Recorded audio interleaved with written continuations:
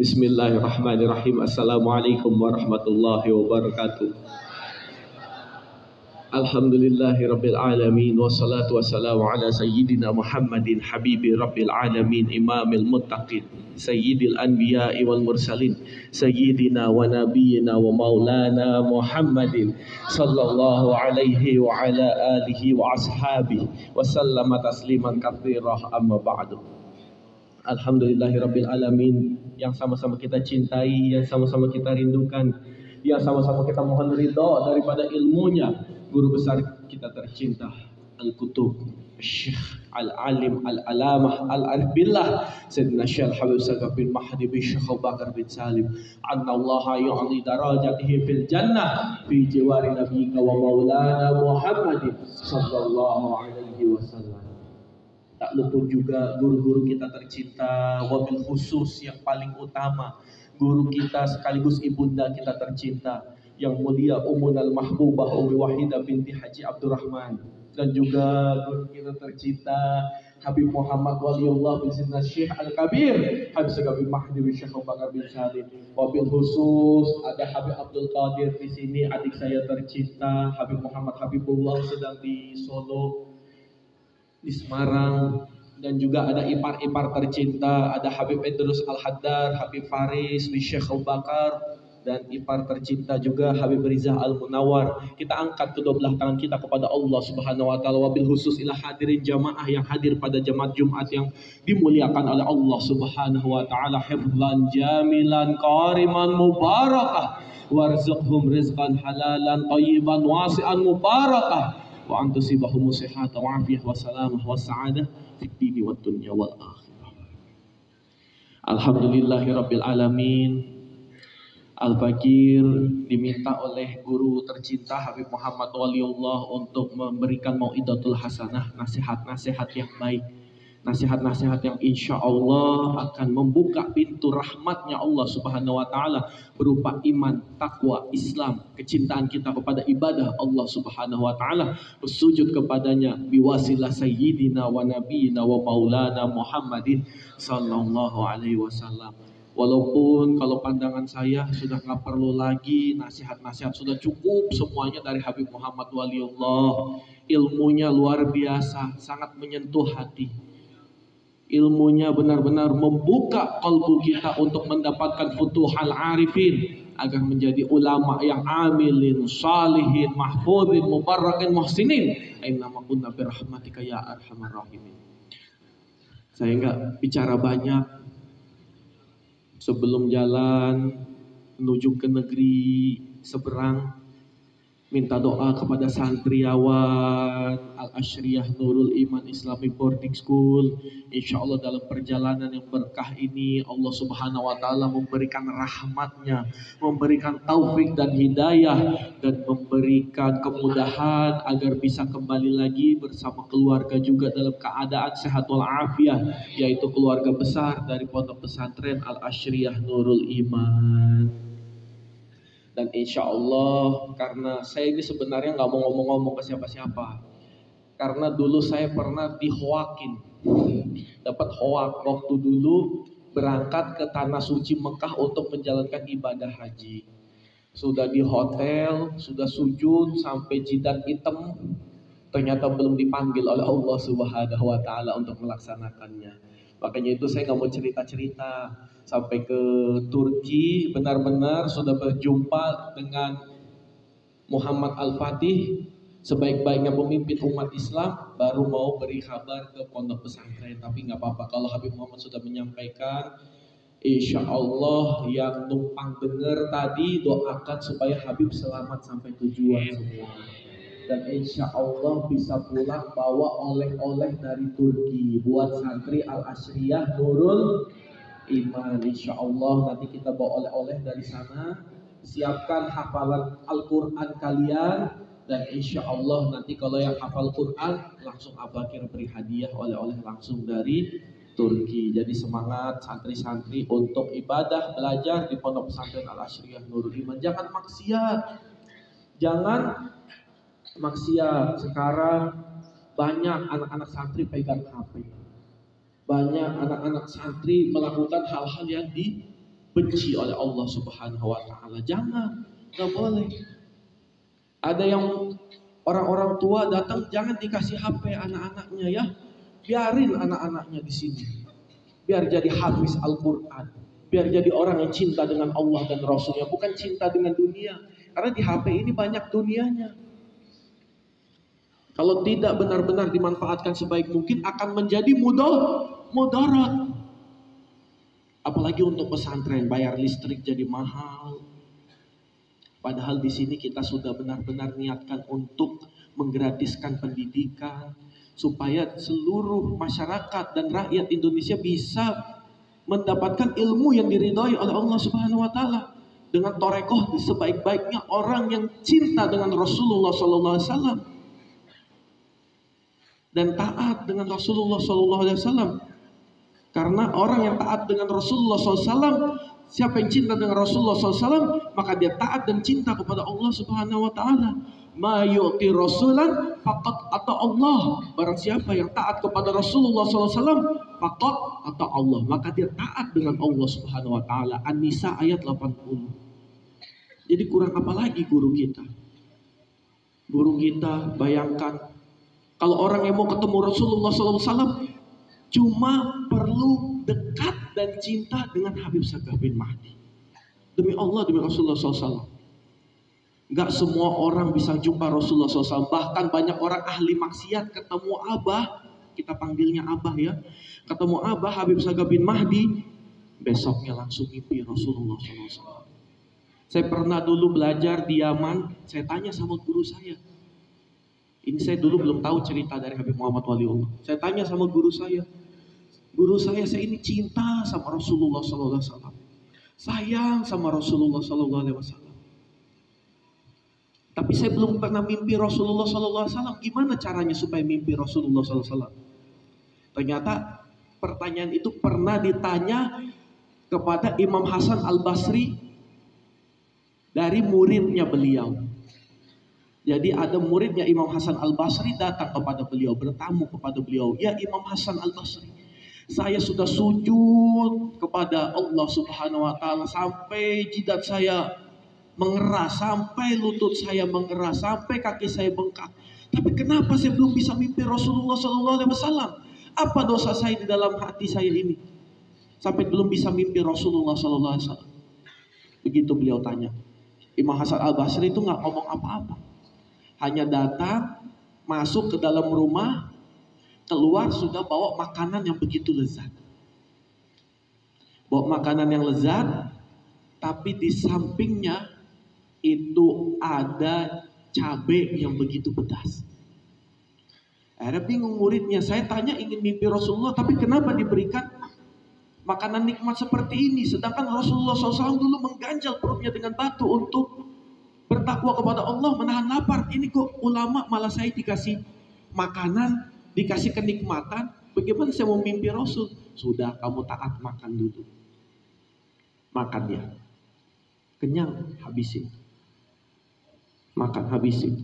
Sambelnya gimana ya Syekh? Habisin, semuanya habisin. Sudah selesai dihabisin, beliau ini diam sejenak. Imam Hasan Al-Basri ini katanya waliullah, tapi kok nggak memberikan air minum kepada saya, padahal beliau memberikan makanan yang pedas. Lalu Imam Hasan Al-Basri masuk ke dalam rumah, ini pasti mau ngambilin minuman untuk saya. Setelah keluar, beliau ambil bejana dulu, zaman dulu itu tempat isi air itu dari kulitnya onta. Zaman dulu, zaman 500-600 setelah Masehi, zaman awal-awal Hijriyah, itu Minuman itu bukan pakai botol plastik seperti sekarang, pakai tempat dari kulitnya kurma, bejana air. Beliau sudah bawa, beliau taruh bejana air itu di atas digantung di atas dinding. Apa yang beliau sampaikan? Wahai muridku, engkau tidak boleh minum sampai terbitnya fajar. Bingung dia, sedangkan dia sudah kepanasan, tenggorokannya sudah kepanasan, kepingin minum, tenggorokan sudah kering, perutnya sudah panas. Tapi karena dia ingin mimpi Rasulullah SAW, maka dia tidak mau minum air bejana itu. Dia tidur dalam keadaan gelisah, dalam keadaan kesakitan, dalam keadaan tersiksa lah pokoknya. Yang dipikirkan itu hanya bejana air, bejana air, bejana air. Terus pengen minum, gak kuat tahan haus. Akhirnya beliau tidur juga. Dan ketika beliau tidur, apa yang beliau mimpikan? Yang beliau mimpikan itu adalah bejana air itu. Ditanya sama Imam Hasan Al-Basri, apa yang tadi malam kau mimpikan? Apakah kau mimpi Rasulullah SAW? Tidak ya Imam, saya mimpi bejana air itu karena saya ingin minum, sudah gak tahan haus, sakit perih perut saya. Sampai tenggorokan saya ini rasanya seperti terbakar. Seperti itulah caranya untuk kita bisa mimpi Rasulullah SAW. Bayangkan dahsyatnya seperti itu. Ibadahnya harus banyak, tahan rasa sakit harus besar, sayang benar-benar cinta kepada Rasulullah SAW, butuh kepada Rasulullah SAW. Rasulullah itu akan hadir di dalam hati dan sanubari dan di dalam mimpi kita. Dengan apa? Dengan memperbanyak iman dan takwa ibadah kepada Allah Subhanahu wa Ta'ala. Itu. Tapi kalau ini Habib Sagaf bin Mahdi cukup dekat, cukup ngobrol, cukup minta doa, cukup mengingat wajah beliau pagi, siang, malam. Rasulullah datang, ditanya oleh saudara tersebut, kamu Habib Sagaf bin Mahdi? Bukan, ana Rasulullah Sallallahu Alaihi Wasallam. Itu guru kita. Jadi jangan macam-macam di sini dan di luar. Dan setelah kita lulus nanti jadi alumni, jangan pernah macam-macam. Kita semua anak-anaknya Habib Sagaf bin Mahdi yang ada di sini bisa sukses karena taat sama beliau. Gak ada pikiran-pikiran yang aneh-aneh. Saya dulu gak ada pikiran mau jalan-jalan ke Turki, mau pergi ke Turki ziarah ke makam ini, gak ada satu jengkal pun kepikiran, gak ada. Cuman pikir kata-katanya Habib Sagaf bin Mahdi dulu sebelum beliau menghembuskan nafas terakhir. Wahid bilang sama Ummu Wahidah, anak santri sudah makan belum? Itu cintanya. Masa kita gak bisa cinta sama guru kita seperti itu? Karena itu gak pantas kita kalau memperlakukan guru kita dengan hal yang tidak baik, dengan apa yang beliau berikan kepada kita. Itu. Jadi taat, jangan pegang HP. Kalau ada HP sekarang kasih orang tua, suruh bawa pulang ke rumah. Saya gak butuh ini. Untuk apa saya pegang HP? Al-Quran ada, mushaf Al-Quran ada, kitab-kitab ada. Makan ada, tempat tinggal ada, tempat istirahat ada. Waktu saya di Yaman dulu, lebih parah. HP ini gak ada gunanya. Gak ada sinyal. Negeri perang, tembak di mana-mana. Gak ada sinyal, jadi bawa HP semahal apapun gak ada gunanya. Tapi di situ Al-Fakir merasakan ketenangan, nikmat ibadah kepada Allah Subhanahu wa Ta'ala. Kalau lagi sholat itu nggak pikir, aduh istri ini makan apa, aduh besok mau makan apa, ibadahnya bagaimana ini dan lain sebagainya. Cuman pikirnya ibadah. Hayya 'alas shalah, hayya 'alal falah. Ayolah kita sholat, maka kita menuju kemenangan. Itu aja. Dan ketika kita, ini Ustaz Samsul parah nih tadi. Seperti Cianjur, sensitif sun. Gak apa-apa, maksudnya Ustadz Samsul memang bala yang diberikan oleh Allah Subhanahu wa Ta'ala itu akibat dari perbuatan maksiat kita kepada Allah Subhanahu wa Ta'ala. Memang benar itu. Ada sabdanya Rasulullah SAW di dalam Al-Quran ada seperti itu. Tapi kalau yang kita lihat di Cianjur, kita harus melihat dengan pandangan husnuzon kepada Allah. Pandangan yang benar-benar sayang kepada Allah Subhanahu wa Ta'ala. Kenapa? Karena Allah itu ketika ingin umatnya mengingat kepadanya, diberikan ujian, diberikan cobaan. Dan kita kembali kepada Allah Subhanahu wa taala, ista'inu bis-sabri was-shalah. Bersabarlah dan juga mendirikan sholat. Itu aja kuncinya. Jadi enak. Dulu kita punya rumah megah itu seperti terkurung di rumah, takut kalau keluar nanti harta bendanya hilang. Setelah diambil oleh Allah, plong. Plong, iya kan? Sholatnya tenang, bahkan sampai nangis mengingat Allah. Itu akan meningkatkan derajat kita kepada Allah Subhanahu wa taala. Kalau di Mobile Legend namanya naik level. Ya. Kalau di Mobile Legend kan nggak bagus tuh. Lawan hero lain mati naik level. Itu nggak benar, makanya jangan dimainin. Tapi kalau kita mau naik level dalam hidup kita, maka kita banyak bersabar dan sholat. Ista'inu bis-sabri was-shalah. Allahu khairur razikin dan innallaha ma'as sabirin. Aduh, indah sekali.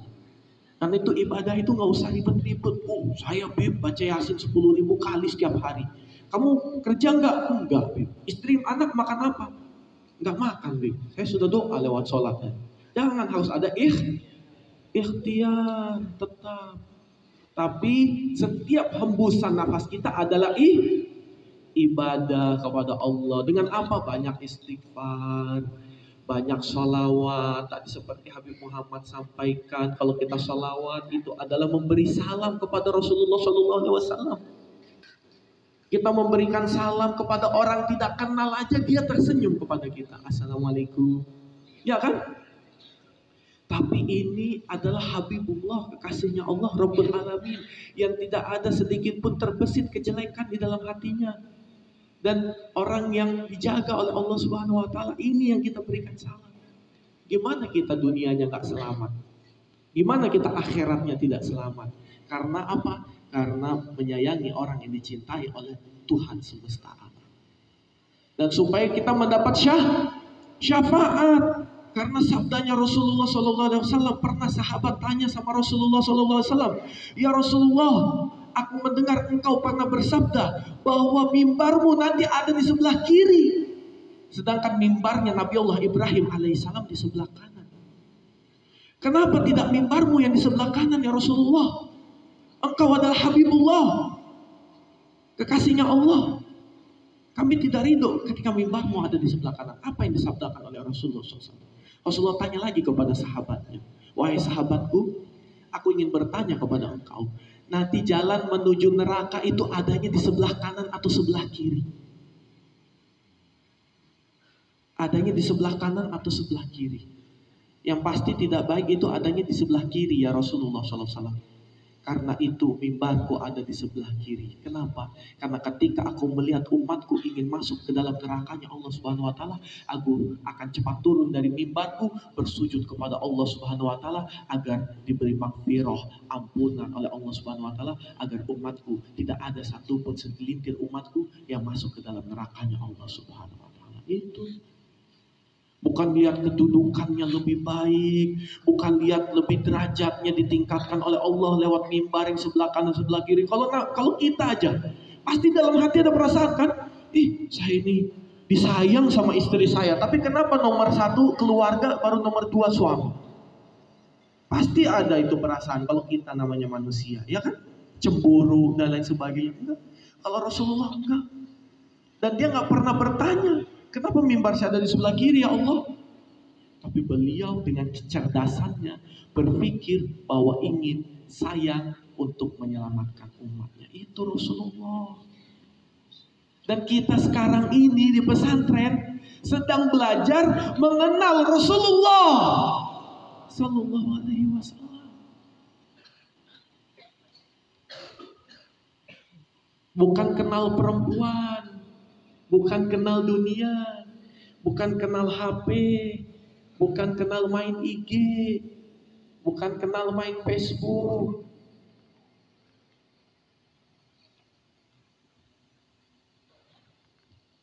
Itu yang kita cari di pondok pesantren ini.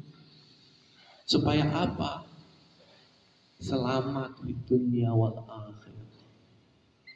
Selamat di dunia dan di akhirat.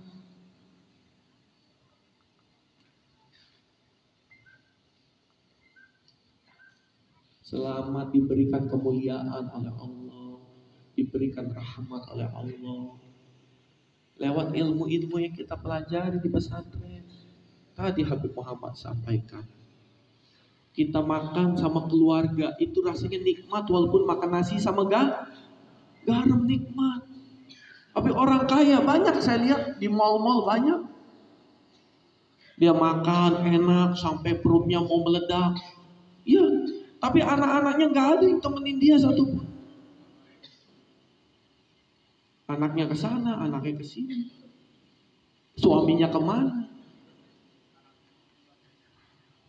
Yang sekaratul maut dibacain Yasin yang pakai MP3, anaknya nggak bisa ngaji. Harta yang kita tinggalkan kekal abadi, walaupun jasad ini sudah tertutup oleh tanah dan dimakan darah ini oleh cacing tanah. Itu cuma 3 perkara: sedekah jariyah, ilmu yang manfaat, awwaladan sholihin, anak yang soleh. Dulu Habib Sagaf bin Mahdi saat menyampaikan hadis ini, beliau menyampaikan apa? Yang ketiga itu kamu. Siapa abah kamu? Kamu anak saya. Itu Habib Sagaf itu indah sekali kalau mengajar kita itu. Yang ketiga itu kamu, anak saya. Apa itu abah?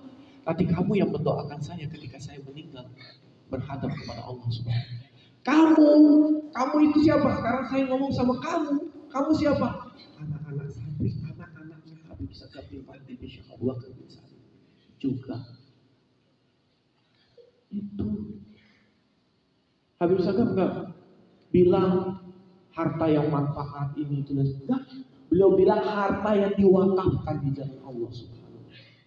Itu Habib Sagaf. Apa itu harta yang diinfakkan di jalan Allah, diwakafkan di jalan Allah Subhanahu wa taala? Sedekah, zakat, membangun pesantren, itu. Dan apa kamu tahu Hasan, sedekah yang paling banyak pahalanya dan yang paling dicintai oleh Allah Subhanahu wa taala? Apa itu apa? Memberikan senyuman kepada saudara-saudara ikhwan muslimin wal muslimin. Jadi jangan kira sedekah itu duit.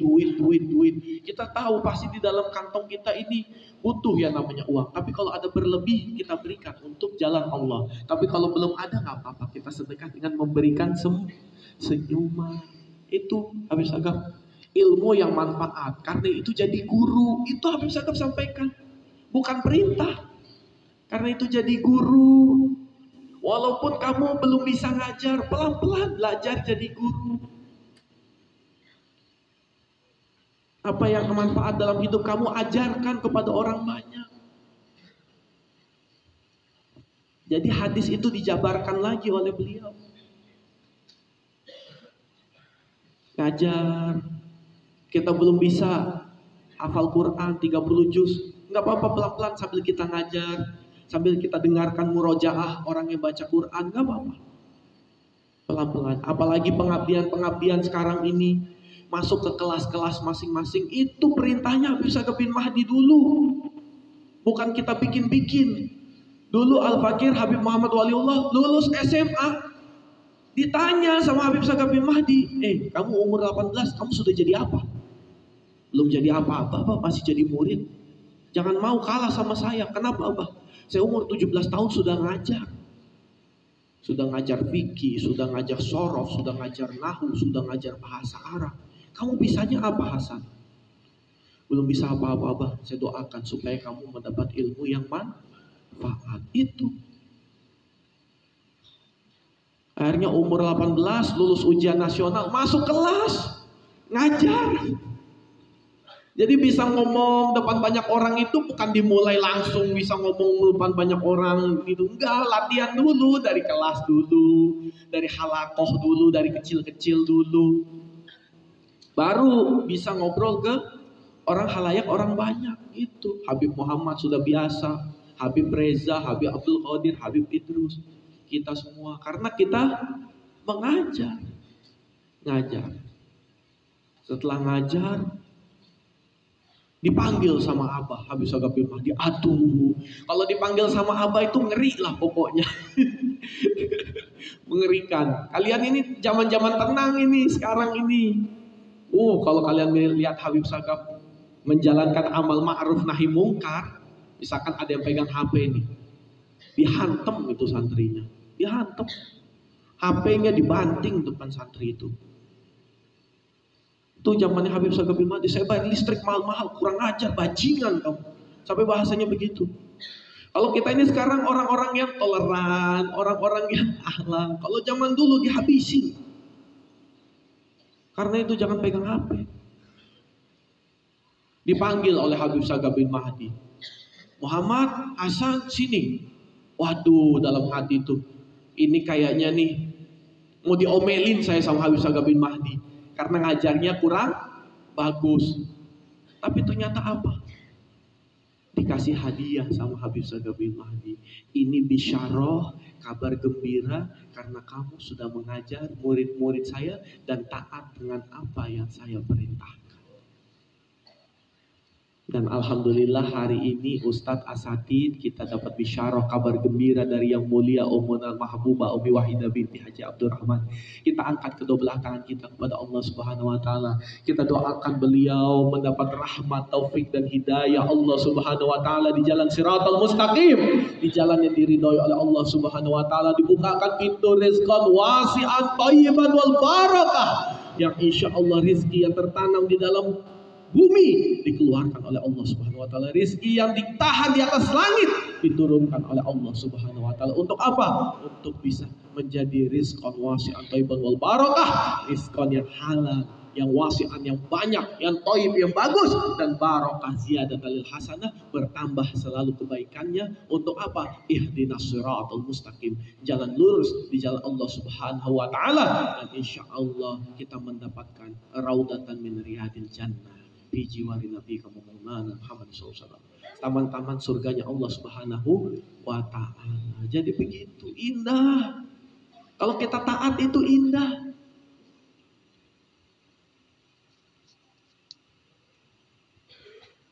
Itu pendidikannya Habib Sagaf bin Mahdi itu begitu indah.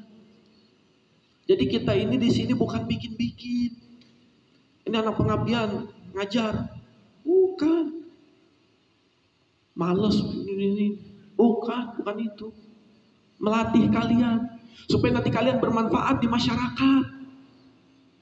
Bib, saya ngabdi di Penggilingan Kerawang. Dulu zaman Habib Sagaf bin Mahdi, Habib Sagaf itu yang nanam. Ada foto-fotonya banyak. Iya, panas-panas. Habis sholat subuh berangkat. Padahal kurang apa beliau? Doa aja dijabah langsung oleh Allah Subhanahu wa taala.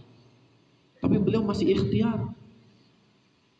Supaya apa? Menjadi pendidikan untuk santri-santrinya, bukan apa-apa kok.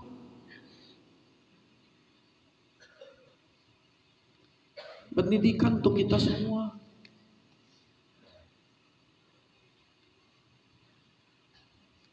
Karena itu mau dekat dengan Rasulullah caranya begitu. Mau cinta dengan Rasulullah jangan hanya di lisan, di perbuatan. Jangan hanya di ilmu, tapi di amal. Lama juga ya. Udah cukup lah. Maafin semuanya ya. Maklum lah kalau udah cinta sama guru. Maafin Habib Reza ya. Jadi begitu, kita sayang sama guru kita taat dengan peraturan yang dibuat oleh guru kita jalankan apa yang diperintahkan oleh guru kita, karena itu semua bersanad sampai ke Rasulullah SAW, dan insya Allah kita akan selamat di dunia wal akhirah. Dan insya Allah satu hal lagi tadi yang disampaikan oleh Habib Muhammad, la in syakartum la azidannakum. Barang siapa yang bersyukur, maka Allah akan menambahkan nikmatnya, akan menambahkan kebahagiaan, akan menambahkan berkahnya, akan menambah rizki-rizki yang telah Allah berikan. Tapi wala in syakartum inna adzabil lasyadid. Barang siapa yang kufur, mengingkari apa yang Allah berikan, la in syakartum inna adzabil lasyadid, maka azab Allah begitu pedih. Pedihnya itu bagaimana? Ya tadi seperti sampaikan Nabi Muhammad, makan tidak terasa nikmat, hanya enak saja. Sholat tidak terasa nikmat, hanya menjalankan kewajiban. Karena apa? Tidak syukur. Tadi sudah dijabarkan oleh Habib Muhammad. Insya Allah ilmu yang kita dapatkan pada Jumat yang penuh berkah ini menjadi nafas dalam hidup kita, menjadi nadi yang mengalir darah-darah kita untuk selalu mengucap la ilaha illallah, la ilaha illallah, la ilaha illallah Muhammadur Rasulullah. Dan di pondok pesantren ini cara kita mengenal Allah dan Rasulnya dengan taat, dengan peraturan yang sudah diberikan oleh pondok pesantren, dan hanya tinggal kita mengikuti jalan yang sudah diberikan oleh guru-guru kita yang sudah mengenal dengan Allah dan Rasulullah SAW. Jazakallah khairan kasiran jiddan. Insya Allah doa kita angkat kedua belah tangan kita kepada Allah Subhanahu Wa Taala. Insya Allah di waktu-waktu yang sempit di hari Jumat yang ada, Allah akan mengijabah semua doa-doa kita, dan itu adalah doa yang kita panjatkan pada hari Jumat Mubarakah Sayyidul Ayyam, raja daripada para hari yang insya Allah ini menjadi doa yang diijabah, yang dimakbul untuk membuka rahmatnya Allah Subhanahu Wa Taala di dalam hati dan sanubari kita. Bismillahirrahmanirrahim. Alhamdulillahirabbil alamin. Hamdan yuafi ni'amahu wa yukafi'u mazidah. Ya Rabbana walakal hamdu kama yanbaghi li jalali wajhika karim wa 'azimi sultanik. Allahumma la nukhbi thana'an 'alaika anta kama athnayta 'ala nafsika falakal hamdu hatta tarda walakal hamdu idza radid walakal hamdu ba'da ridha. Allah